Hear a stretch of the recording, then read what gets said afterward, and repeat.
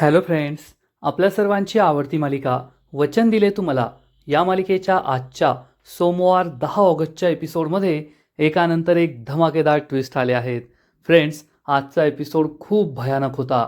मग नेमकं घडलंय तरी काय? तर आजच्या एपिसोडमध्ये चक्क विक्रांतने पद्माला किडनॅप केलं आणि तिच्या डोक्याला बंदूक लावली. त्याच वेळेस ऊर्जासुद्धा तेथे पोहोचली.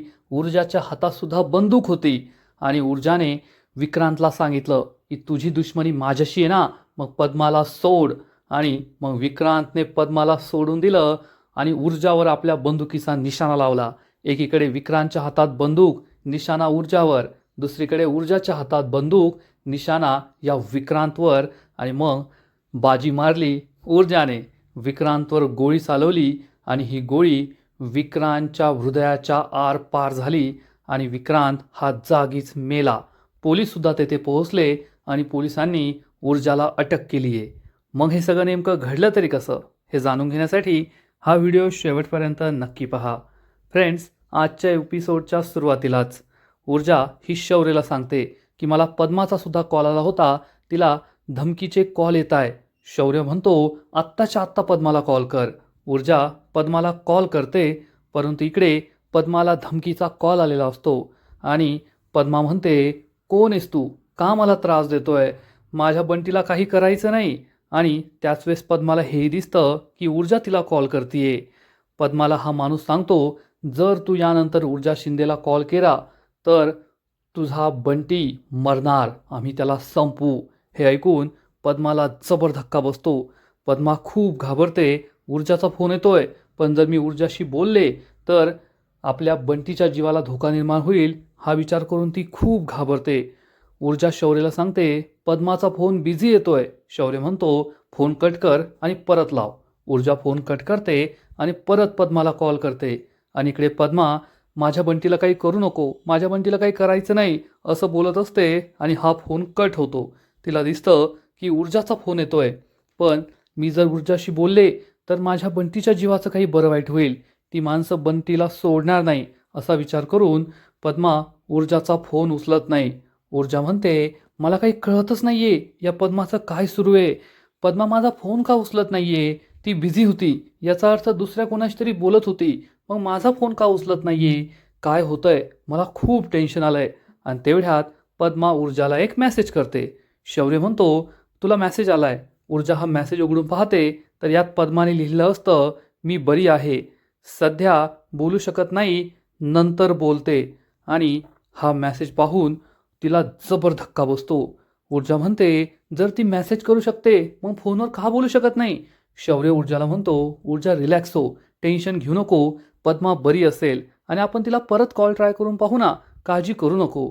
ऊर्जा ही शांत होते. शौर्य तिला शांत करतो, पण ऊर्जाच्या मनात विचारांचं थैमान सुरूच असतं की पद्मा बरी आहे की नाही, काय होत असेल, कसं होत असेल, हीच भीती तिला वाटत असते. आणि दुसरीकडे आमदार शिर्के सुद्धा टेन्शनमध्ये असतो आणि युवराजला म्हणतो पाहिलं ना, मी त्या वकिलाला धमकी दिली पण त्याच्या विरुद्ध माझ्याकडे एक सुद्धा पुरावा नाहीये. हा विक्रांत कोठे लपून बसलाय ना, काहीच कळत नाहीये. युवराज म्हणतो पण काका, आता विक्रांतच्या मागे तो जहागीरदार वकील लागला असेल तर खूप धोका आहे. आणि विक्रांतने ज्या नंबरवरून मला मेसेज केला, फोन केला, ते सगळे नंबर त्याने स्विच ऑफ करून ठेवलेत. आता काय करायचं? आमदार शिर्केला आणखीनच टेन्शन येतं. आणि तेवढ्यात युवराज कसला तरी विचार करत असतो. आमदार शिर्केला हे दिसतं. आमदार शिर्के विचारतो कसला विचार करतोय? बोल बोल लवकर. युवराज म्हणतो काका, जर विक्रांतने असं केलं आणि तसं केलं तर? आमदार शिर्के विचारतो काय बोलतोयस तू? असं केलं तसं केलं म्हणजे? तर युवराज म्हणतो काका, म्हणजे विक्रांत काय करेल ते सांगताच येत नाही ना. मी माझं काम केलंय, मी घरी जाऊ का? 2 दिवस झाले मी घरी गेलेलो नाहीये, माझी आई माझी वाट पाहत असेल. आमदार शिर्के म्हणतो ठीक आहे, तू तुझं काम योग्य प्रकारे केलंय, तू जा घरी. युवराज जात असतो. आमदार शिर्के त्याला ठणकावून सांगतो मोबाईल बंद करायचा नाही, विक्रांतसारखं गायब व्हायचं नाही, माझं लक्ष आहे तुझ्यावर. युवराज हो म्हणतो आणि तेथून निघून जातो. आमदार शिर्के लगेच पाटोळेला कॉल करतो आणि म्हणतो पाटोळे, आत्ताच्या आत्ता त्या युवराजच्या मागे आपली माणसं लावा. जर विक्रांतपर्यंत आपल्याला कुणी पोहोचू शकेल तर तो हा युवराजच आहे. आमदार शिर्के कॉल कट करतो. विक्रांत कुठे गेला असेल हाच प्रश्न त्याच्या मनात असतो. आणि मग पाहता पाहता दुसरा दिवस उजाडतो. ऊर्जा तिच्या रूममध्ये असते आणि तिच्या मागे नेहमीची घाईच असते. शौर्य तेथे येतो. ऊर्जा म्हणते, शौर्य मी चाललीये, आज मला त्या फॅक्टरीत जाऊन सगळा शोध घ्यायचा आहे. शौर्य ऊर्जाचा हात पकडून तिला थांबवतो, तिला जवळ ओढतो आणि म्हणतो, मिसेस बायको, बाहेर सगळे नाश्त्यासाठी तुमची वाट पाहताय. ऊर्जा म्हणते, नाही शौर्य, मला त्या फॅक्टरीचा शोध घ्यायला जायचंय. तेवढ्या तीर्था तेथे येते. गुड मॉर्निंग म्हणते. ऊर्जा तिला गुड मॉर्निंग म्हणून सांगते आणि म्हणते, तीर्था सॉरी, आज सुद्धा मी तुझ्या सेशनला तुझ्याबरोबर नाही बसू शकणार. मला एका महत्त्वाच्या कामासाठी जायचं आहे. तुझा दादा तुझ्याबरोबर बसेल. तीर्था म्हणते, वहिनी चालेल मला, आणि तू सॉरी म्हणू नको. मला कळतंय तुझी महत्त्वाची कामं आहेत आणि उगाचच तुझ्या कामांना मागे सारून तू माझ्याबरोबर सेशनला बसावं अशी माझी काही हरकत नाही आहे. ऊर्जा म्हणते, खरंच किती गोड आहेस तू. चल येते मी. तीर्था म्हणते, तुम्ही म्हणा बाय, मी जाते. असं म्हणून तीर्था जाते. ऊर्जासुद्धा जाणार तितक्यात शौर्य तिला थांबवतो आणि म्हणतो, तुम्हाला बायसुद्धा नाही करणार का? ऊर्जा म्हणते, अरे हो विसरलेस, बाय. ऊर्जा जाते पण शौर्य तिला पुन्हा जवळ ओढतो आणि म्हणतो, असं बाय नसतं म्हणायचं, लग्न झाल्यानंतर बाय म्हणण्याची पद्धत वेगळी असते. ऊर्जा म्हणते, कळतंय मला, पण मी यावेळेस फसणार नाहीये. तेवढ्या शौर्य म्हणतो, ए तू जा रे. ऊर्जा मागे वळून पाहते आणि शौर्य चक्क ऊर्जाला घट्ट मिठी मारतो. ऊर्जासुद्धा त्याच्या मिठीत विसावते. शौर्य विचारतो, कसं वाटतंय? ऊर्जा सांगते, खूप छान वाटतंय. मग शौर्य ऊर्जाला सोडतो आणि म्हणतो, मला माहिती आहे ऊर्जा, तू कशालाच घाबरत नाही, परंतु जर तुला काही धोका वाटला तर मागे फिर. स्वतःचा जीव धोक्यात घालू नकोस. तुझा जीव माझ्यासाठी खूप महत्त्वाचा आहे. ऊर्जा म्हणते, हो. आणि मग ती शौर्यला बाय म्हणून तेथून निघून जाते. शौर्यला ऊर्जाचा अभिमानसुद्धा वाटत असतो, पण तेवढीच काळजीसुद्धा वाटत असते. आणि इकडे पद्मा ही आपल्या घराबाहेर असते आणि पद्मा विचार करते, काय करू? ऊर्जाताईला फोन करून सगळं सांगू का? परंतु त्या माणसांनी मला धमकी दिली आहे की जर मी ऊर्जाला काही सांगितलं तर ती माणसं माझा जीव घेतील. काय करू काय नको हाच प्रश्न पद्माला पडलेला असतो. आणि मग पद्मा नाईलाजाने ऊर्जाला कॉल करते. ऊर्जासुद्धा घराबाहेर पडलेली असते. ऊर्जा पद्माचा कॉल पाहते, लगेच फोन उचलते आणि म्हणते, अगं पद्मा, कुठे आहेस तू? मी तुला कालपासून किती वेळेस फोन ट्राय केले, पण तू एकदाही फोन उचलला नाही. काय झालं सांग मला. आणि पद्मा सांगते, अगं ऊर्जाताई, आणि ती पुढे काही जे सांगते ते ऊर्जाला ऐकूच येत नाही, कारण तेवढ्यात मागून येणार एक माणूस जोरात हॉर्न वाजवतो. त्यामुळे ऊर्जाला ऐकू येत नाही. आणि पद्मा सांगत असते, अगं ताई मी तुला सांगणारच होते. तेवढ्यात चक्क सुशीला धावत पळत येते आणि ऊर्जाला म्हणते, ऊर्जाताई ऊर्जाताई, एक महत्त्वाची गोष्ट सांगायची आहे. आणि पद्मा आपलं रडगाणं गात असते. ऊर्जाचं लक्षच नसतं. आणि जेव्हा पद्मा फोन कट करते तेव्हा ऊर्जा ऐकत नाही. आणि ऊर्जा कानाला फोन लावते तोपर्यंत पद्माने फोन कट केलेला असतो. त्यामुळे ऊर्जा ही फोन कट करते आणि विचारते, काय झालंय सुशीलाताई, तुम्ही एवढ्या घाबरलेल्या का आहात, एवढ्या दमल्या का आहात? तर सुशीला सांगते, तुम्हाला एक महत्त्वाची बातमी देण्यासाठी मी येथे आली आहे. ऊर्जा विचारते, काय? तर सुशीला तिला सांगते, तुम्ही आत्ता फॅक्टरीत जाऊ नका. ऊर्जा विचारते, पण का? सुशीला सांगते, कारण त्या मुकादमने सांगितलंय या सकाळच्या वेळेस किंवा दिवसाच्या वेळेस त्या फॅक्टरीत काहीही काम केलं जात नाही. ती फॅक्टरी बंद अवस्थेत तुम्हाला सापडेल. तुम्हाला काही पुरावे, काही माहिती मिळणार नाही. तुम्हाला जायचं असेल तर तुम्ही रात्री जा, कारण रात्रीच तेथे सगळं काम होतं आणि आपल्याला तेथे पुरावे सापडतील. ऊर्जा विचारते, पण मी आत्ता जाऊन शोधलं तरी काहीतरी भेटेल ना? तर सुशीला म्हणते, नाही ताई, यावेळेस काहीच भेटणार नाही. त्यामुळे तुम्ही रात्रीच जा. आणि हो, त्या मुकादमने मला अजून एक गोष्ट सांगितली आहे की तेथे जो मॅनेजर आहे ना, त्या मॅनेजरचा डेस्क आहे, तेथे त्याचा लॅपटॉप ठेवलेला असतो.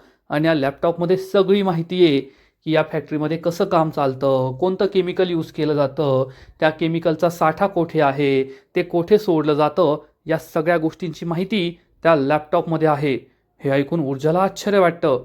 आणि मग ही बाई सांगते, ताई आपण आहे ना तिथे रात्री गेलं पाहिजे. आणि तो मुकादम मला एवढंही म्हणाला आहे की तो तुम्हाला त्या फॅक्टरीच्या आतमध्ये घेऊन जाणार नाही. ऊर्जा विचारते, असं कसं? मग मी आतमध्ये कसं जाणार?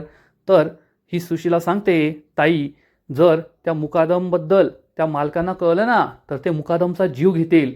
त्यामुळे मुकादम घाबरलाय. आणि हो, त्यांनी मला आणखीन एक गोष्ट दिली आहे, त्या लॅपटॉपचा पासवर्ड दिला आहे.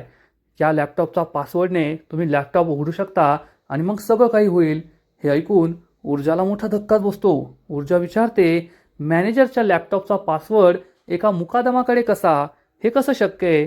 कारण तो लॅपटॉप जर एवढा महत्त्वाचा आहे, त्या लॅपटॉपमध्ये एवढ्या महत्त्वाची माहिती आहे, मग त्यांच्याकडे ती माहिती असणं काही शक्य नाही आहे. हे ऐकून सुशीला खूप घाबरते. ऊर्जाने मेघ पकडली हे तिच्या लक्षात येतं आणि सुशीला म्हणते, कसं आहे ना ताई, तो जो मुकादम आहे ना, तो मुकादम आधी त्या मॅनेजरच्या हाताखाली काम करायचा, म्हणून त्याला या सगळ्या गोष्टी माहिती आहे. आणि मुकादम हे सुद्धा म्हणाला आहे की रोज रात्री तेथे काम होत नाही, कधी कधी काम होत नाही, तेव्हा त्यावेळेस आपण तेथे जाऊ शकतो आणि पुरावे शोधू शकतो, म्हणजे पुरावे शोधणं आपल्याला सोपं जाईल. ऊर्जा म्हणते ठीक आहे. आणि ऊर्जा मनातल्या मनात विचार करते, जर इतक्या गुप्तपणे तेथे काम केलं जात असेल, याचा अर्थ नक्कीच तेथे गेल्यावर मला खूप सारी माहिती मिळू शकते. आणि आता त्या लॅपटॉपचा पासवर्डसुद्धा मिळाला आहे, मला फक्त तो लॅपटॉप मिळवायचा आहे. एकदा का लॅपटॉप हातात आला, मला सगळी माहिती कळणार, सगळे पुरावे मिळणार. आणि त्याच वेळेस ही सुशीला मात्र खुश होते की हर्षवर्धनने सांगितल्याप्रमाणे ती आपला प्लॅन पुढे पुढे नेतीये आणि ऊर्जाला तिला आता मध्यरात्री त्या फॅक्टरीमध्ये पाठवायचं आहे. इकडे युवराज त्याच्या घराकडे निघालेला असतो, तेवढ्यात त्याला विक्रांतचा कॉल येतो. विक्रांतचा कॉल पाहून युवराजलाही आश्चर्य वाटतं. युवराज फोन उचलतो आणि म्हणतो, अरे विक्या, कोठे आहे तू? आणि तू तुझा फोन ऑन केलायस का? लवकर सांग मला, कोठे आहेस तू?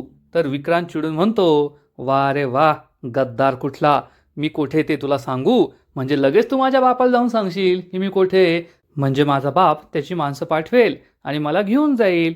विक्रांतला युवराज सांगतो, अरे मी गद्दार नाहीये, आता मला काय माहीत तुझ्या बापाचं माझ्यावर लक्ष होतं, मी तरी काय करू शकतो? विक्रांत म्हणतो, गप रे, एक नंबरचा खोटाडा आहे तू. युवराज म्हणतो, ते जाऊ दे, तुझा माझ्यावर विश्वास नाही ना, मान्य आहे, पण तू आत्ताच्या आत्ता तुझ्या घरी जा, तुझ्या बापाजवळ, कारण तो जहागीरदार वकील तुला शोधतोय आणि जर तू त्याच्या हाती सापडला तर तुझा जीव घेईल तो. हे ऐकून विक्रांत राक्षसासारखा जोरजोरात हसू लागतो आणि म्हणतो, कोण? तो फुसका वकील, तो माझा जीव घेणार आहे का? अरे तो नाही माझा जीव घेणार, मी त्याचा जीव घेणार आहे. ज्यांनी ज्यांनी मला त्रास दिलाय ना, त्यांना त्यांना आता मी डायरेक्ट ठोकणार. आता मी स्वतः मैदानात उतरणार आणि सगळ्यांना संपवणार. हे ऐकून युवराजला मोठा धक्काच बसतो. विक्रांत म्हणतो, आता तू पाहतच राहा, खूप झालं पाठीमागून वार करणं, लपून वार करणं, आता वार डायरेक्ट होणार. असं म्हणून विक्रांत पुन्हा राक्षसासारखा जोरजोरात हसतो, फोन कट करतो. युवराज घाबरतो की आता पुढे काय होईल आणि विक्रांतच्या डोळ्यात आग उतरलेली असते. आता त्याला सगळ्यांचा बदला घ्यायचा आहे. आणि मग थोड्या वेळाने रात्र होते आणि हर्षवर्धनच्या घरी सगळ्या बार काउन्सिलच्या व्यक्तींची, मेंबरची पार्टी सुरू असते. मस्त वेटर सर्विंग करत असतात, पापाजी येतात, हर्षवर्धन त्यांचं स्वागत करतो, त्यांना आतमध्ये बोलवतो. तेथे दिव्या असते, विजया असते, तीर्था असते, आदित्य असतो आणि मग तेवढ्यात हायकोर्टाचे जज साहेब येतात. हर्षवर्धन त्यांचं स्वागत करतो, या जज साहेब, खरंच तुमची खूप वाट पाहत होतो, तुम्ही आलात त्यासाठी खूप थँक्यू. जज साहेब म्हणतात, तुम्ही बोलवलं आणि आम्ही येणार नाही असं कधी होईल का? हर्षवर्धन त्यांना आतमध्ये बोलवतो. मग विजया, दिव्या, आदित्य, आईसाहेब, तीर्था या सगळ्यांना बोलवतो आणि या सगळ्यांना ओळख करून देतो. या आमच्या आईसाहेब आहेत, तुम्ही ओळखताच, ही माझी बायको आहे विजया. विजया नमस्कार करते. हा माझा मुलगा आदित्य. आदित्य हॅलो म्हणतो. ही त्याची बायको दिव्या. दिव्या हॅलो म्हणते. आणि मग हे आमचं शेंडेफळ तीर्था. तीर्थासुद्धा हॅलो म्हणते. सगळे खुश असतात आणि जज साहेब विचारतात, मला असं वाटतं की तुम्हाला अजून एक मुलगा आहे ना, आणि रिसेंटली त्याचं लग्न झालं आहे, हो की नाही? हर्षवर्धन सांगतो, हो, एकदम बरोबर बोलताय तुम्ही, येतीलच ते, तुम्ही या ना. असं म्हणून हर्षवर्धन या जज साहेबांना घेऊन आतमध्ये येतो आणि तेवढ्यात शौर्य आणि ऊर्जा रेडी होऊन बाहेर येतात. ऊर्जा आणि शौर्य दोघे सुद्धा खूप छान दिसत असतात. आणि मग कुमुदिनी आजी जज साहेबांची आणि ऊर्जाची ओळख करून देते. ऊर्जा सांगते, सर, मी तुमच्याबद्दल खूप काही ऐकलं आहे. आणि जज साहेब म्हणतात, मी सुद्धा तुझ्याबद्दल खूप काही ऐकलं आहे, वेल डन. ऊर्जा थँक्यू म्हणते. आनंदाचं वातावरण असतं, सगळे एकमेकांशी गप्पा मारत असतात. परंतु हर्षवर्धनचं मात्र वेगळंच काहीतरी सुरू असतं. हर्षवर्धनचं ऊर्जाकडे बारीक लक्ष असतं. आज ऊर्जाच्या आयुष्यात खूप मोठं वादळ येणार आहे हे हर्षवर्धनला माहिती आहे, कारण त्यानेच हे वादळ आणलंय. आणि हर्षवर्धन दुसऱ्या मेंबर्सला सांगतो 3 महिन्यात बार काउन्सिलचं इलेक्शन आहे आणि यावेळेस आपले जास्तीत जास्त मेंबर्स हे बार काउन्सिलवर निवडून जायला पाहिजे. आणि हा माणूस म्हणतो, हर्षवर्धन साहब आप आगे बढ़ो, हम तुम्हारे साथ है. त्यामुळे हर्षवर्धन खूप खुश होतो, हसू लागतो. ऊर्जा आणि शौर्य एकमेकांबरोबर मस्त फिरत असतात. दोघे भलतेच रोमॅन्टिक होतात आणि हर्षवर्धनचं या दोघांवर बारीक लक्ष असतं. आज हर्षवर्धन काहीतरी मोठं कांड करणारे एवढं मात्र नक्की. शौर्य ऊर्जाला म्हणतो, ऊर्जा तू खरंच खूप सुंदर दिसतीयेस. आणि ऊर्जा म्हणते, शौर्य तू सुद्धा खूप छान दिसतोय. शौर्य म्हणतो, आता तुला सूट व्हायचं असेल तर एवढं छान दिसावंच लागेल. ऊर्जा लाजून म्हणते, काहीही बोलतोय.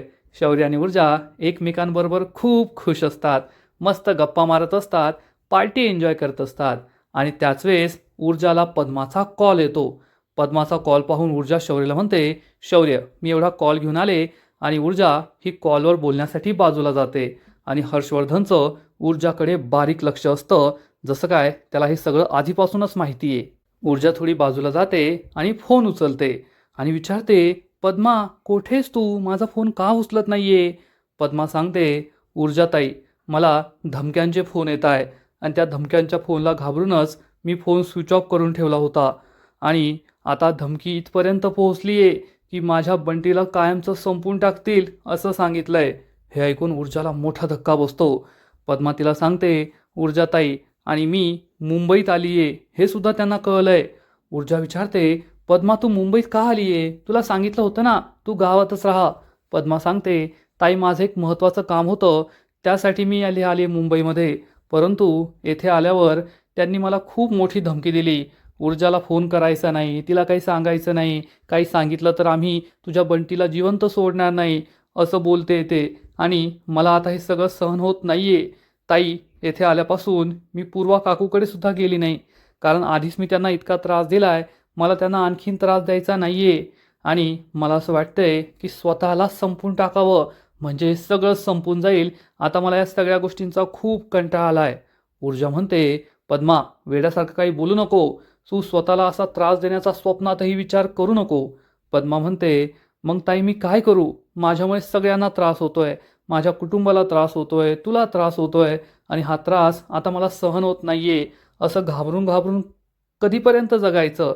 त्यामुळे जर माझ्या जीवाचं काही बरं वाईट झालं ना तर माझ्या बंटीची काळजी घे एवढंच सांगायला मी तुला फोन केला आहे. ऊर्जा म्हणते, बस झालं पद्मा, वेड्यासारखं बोलू नको. तू एक काम कर, तू जेथे आहेस ना तेथेच थांब, तेथून हलू नको. या सगळ्या प्रकरणात काय करायचंय ना ते मी माझं माझं पाहते. असं म्हणून ऊर्जा फोन कट करते. पद्माला खूप टेन्शन आलेलं असतं, ती दुःखी असते. आणि मग ऊर्जा चक्क विक्रांतला कॉल करते. विक्रांत कदाचित आमदार शिर्केच्या घरी त्याच्या घरी परत आलाय असंच बॅकग्राऊंड दिसतं. आणि मला चक्क ऊर्जा शिंदेचा कॉल आलाय हे पाहून विक्रांतला आश्चर्य वाटतं. विक्रांत फोन उचलतो आणि ऊर्जा त्याच्यावर खूप चिडते आणि म्हणते, ए विक्रांत शिर्के, तुझी दुश्मनी माझ्याशी आहे ना, जे काही करायचं ना ते मला करायचं. पद्माच्या केसाला जरी धक्का लागला ना तरी मी तुला जिवंत सोडणार नाही, एवढं लक्षात ठेव. म्हणजे ऊर्जाने डायरेक्ट विक्रांतला धमकी दिली आहे की मी तुला मारून टाकेल. आणि हे सगळं हर्षवर्धन पाहत असतो, ऐकत असतो. याचा अर्थ हर्षवर्धनने ऊर्जाचा हा कॉल रेकॉर्डसुद्धा केलेला असेल. हा पहिला पुरावा ऊर्जाविरुद्ध तयार झाला. आणि इकडे विक्रांतला आश्चर्य वाटतं की ऊर्जा एवढी का चिडली आहे. आणि आजचा एपिसोड येथेच संपतो. फ्रेंड्स, वचन दिले तुम्हाला, या मालिकेचा आजचा एपिसोड खरंच खूप भारी होता, इंटरेस्टिंग होता. हर्षवर्धनने विचारही केला नसेल कुणी कधी असा मास्टर प्लॅन बनवला आहे, ऊर्जाला पूर्णपणे अडकवलं. आणि पुढच्या एपिसोडमध्ये जे काही घडणार आहे ना ते ना भूतो ना भविष्यती असं काहीतरी घडणार आहे, ज्यामुळे ऊर्जा शौर्याच्या आयुष्यात सगळ्यात मोठं वादळ येईल. मग नेमकं घडणार तरी काय, तर वचन दिले तुम्हाला, या मालिकेच्या पुढील एपिसोडमध्ये आपण पाहू की विक्रांतने पद्माला किडनॅप केलेलं असेल आणि विक्रांत पद्माच्या डोक्याला बंदूक लावणार. त्याच वेळेस ऊर्जा तेथे पोहोचेल, ऊर्जाच्या हातात सुद्धा बंदूक असेल आणि विक्रांत म्हणेल, ए ऊर्जा शिंदे आता काय करशील, आता मी पद्माला संपवणार. ऊर्जा म्हणेल, विक्रांत तुझी दुश्मनी माझ्याशी आहे ना, सोड तिला, घ्यायचा तर माझा जीव घे. आणि विक्रांत पद्माला दूर लोटून देईल आणि म्हणेल, आत्ता काय करशील ऊर्जा शिंदे? एकीकडे विक्रांतच्या हातात बंदूक असेल, दुसरीकडे ऊर्जाच्या हातात बंदूक असेल. दोघे एकमेकांवर निशाणा साधतील आणि मग विक्रांतपेक्षा पहिला नंबर लागणार ऊर्जाचा आणि ऊर्जा चक्क विक्रांतवर गोळी चालवणार आणि ही गोळी विक्रांतच्या हृदयाला जाऊन धडकणार आणि पुढच्या काही क्षणात विक्रांत धारातीर्थी पडणार, विक्रांत मरणार, खाली कोसळणार. त्यामुळे सगळ्यांना जबर धक्का बसेल आणि थोड्याच वेळात पोलीस तेथे पोहोचतील आणि म्हणतील, ऊर्जा शिंदे, तुम्हाला विक्रांत शिर्केच्या खुनाच्या आरोपात आम्ही अटक करतोय. त्यामुळे ऊर्जाला जबर धक्का बसणार. म्हणजे आता ऊर्जाने चक्क विक्रांतचा जीव घेतलाय, त्याचा खून केलाय. मग आता पुढे काय होईल हे पाहायला मजा येईल. तर फ्रेंड्स, तुम्हाला सुद्धा वचन दिले तुम्हाला ही मालिका आवडते का? नक्कीच कमेंट करून सांगा. आणि या मालिकेचे असेच नवीन नवीन एपिसोड, नवीन नवीन अपडेट सर्वात आधी पाहण्यासाठी व्हिडिओला लाईक करा, शेअर करा, चॅनलला सबस्क्राईब करून बेल आयकॉनवर क्लिक करा. म्हणजे या मालिकेचे नवीन नवीन एपिसोड तुम्हाला सर्वात आधी पाहायला मिळतील. खूप खूप खूप धन्यवाद.